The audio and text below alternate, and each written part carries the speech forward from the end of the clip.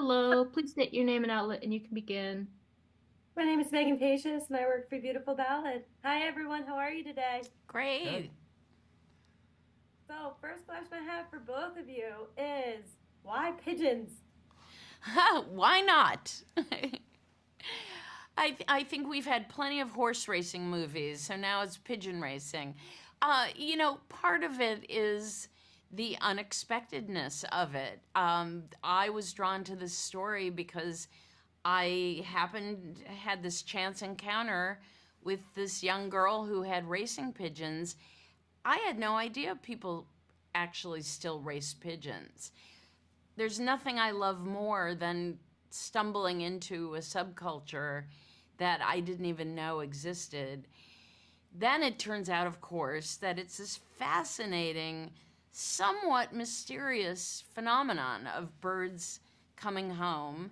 And we, as a culture, have taken advantage of that for hundreds of years, both as sport, but also, we use pigeons in war. We use pigeons to deliver stock ticker printouts. I mean, it's amazing the role that they've played in our culture, and I knew nothing about it. So I think with a story, with a film, to come across a fresh subject is really rare and it's really fun.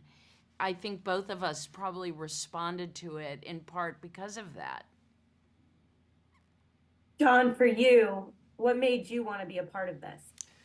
I had been working for DreamWorks for a couple of years, and Steven Spielberg sent me the article, which I hadn't read, and he had already optioned the article from Susan in the New Yorker, and I read it and was fascinated, and he and I sat and talked for a while, and then I got to meet Susan, and she and I talked a lot about it, and then I got to meet the girl that she had profiled in the story and her mom, and I did my own pigeon racing research, and kind of the story just kind of flowed from there.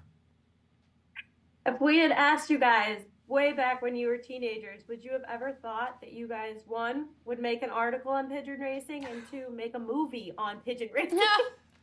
Never, never. Although, when I was maybe not a teenager, a little younger, I had a pet mouse and I fantasized that I would show the mouse in mouse shows, not knowing that there were no mouse shows.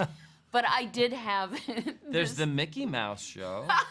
That's true, but I mean- I imagined that I would be part of this competitive world of showing my mouse, who I thought was really beautiful. And I do think that there may be something in the back of my mind that connected with the feeling when you're a teenager where your life is falling apart, but you want to be able to master something.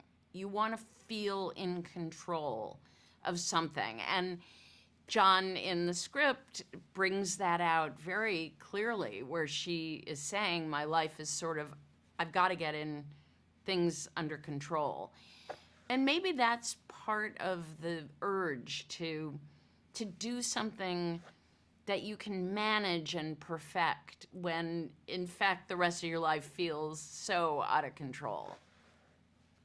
John, when you're adapting something like Susan's article, what kind of conversations do you have with Susan as you're bringing this? Or do you do an adaptation first and then say, okay, let's sit down and talk? We talked a lot before I started writing at all, because she had discovered this world and she had discovered this girl and her mom, and I just really picked her brain about all the questions you just asked. And it's true, this subculture that she found was incredible. And I don't think it's unique because there, like you said, there are horse racing movies. There aren't really other pigeon racing movies. So it was a fascinating world. And then to try to come up with a quilt of a family story and the concept of home and what she goes through in her coming of age story as all of this is kind of happening to her. Well, I want to thank you both so much for speaking with me today. I'm super excited for everyone to see the movie. Thank Thank you. you. All right, API, let's cut.